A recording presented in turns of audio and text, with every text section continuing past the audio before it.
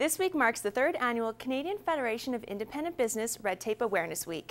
So we visited the Chamber of Commerce in Vermilion to find out how big of a burden that extra paperwork really is on small businesses in our area and the impact it has on all of us in the community. We're on location in Vermilion and I'm at the Chamber of Commerce and I'm joined by President Marlene Beattie. Thanks for being with us. You're welcome. Now can you explain a little bit what red tape is? Red tape? Well, red tape would be the things that maybe cause you problems. So they could be anything from trying to get things organized to, coming to an agreement with other partners in town. Has the overall cost of complying with these regulations changed over the years, increased or decreased at all? I would say our overall cost has pretty much stayed the same. How can the government ease some of the burden placed on these small and medium businesses? Well, that's a tough one. I thought about that one and yeah.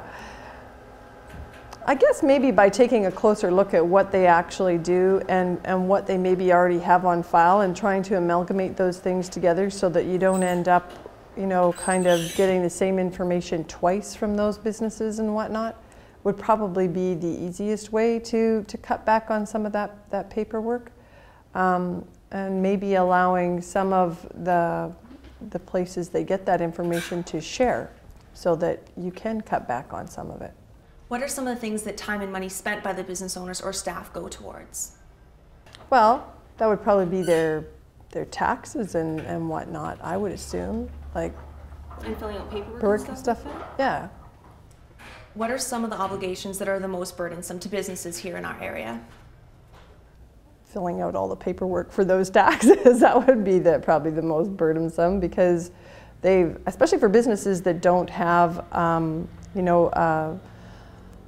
tax accountant looking after it for them. So that means they're doing it all themselves to get it ready to go to the government, etc. So there's a lot of work in that. It takes a lot of time.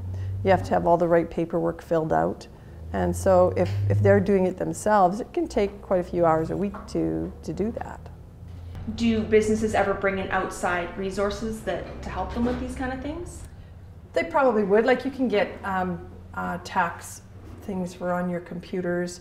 You can also go to a tax accountant and get them to help you with it, which some people do. Some people do it kind of half and half. They'll go to the accountant and the accountant will do a portion of the work and they'll do a portion themselves just to kind of cut back on the cost of the accountant because that's very expensive too. So, for their service, they may meet with them and say, okay, we can do this much, but if you can do this portion of it, it could save you this much money by doing it. And do these businesses have any power to change these regulations at all? I think that if they, go to your local MPs and whatnot, your political leaders, and speak to them, I think that's a good place to start to let them know that, there's ways to make things easier.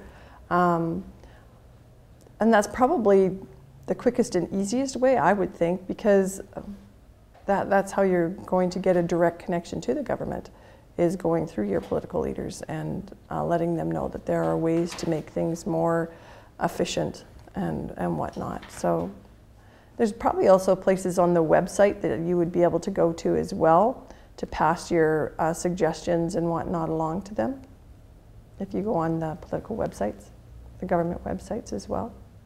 We'll have more in Vermilion coming up right after this.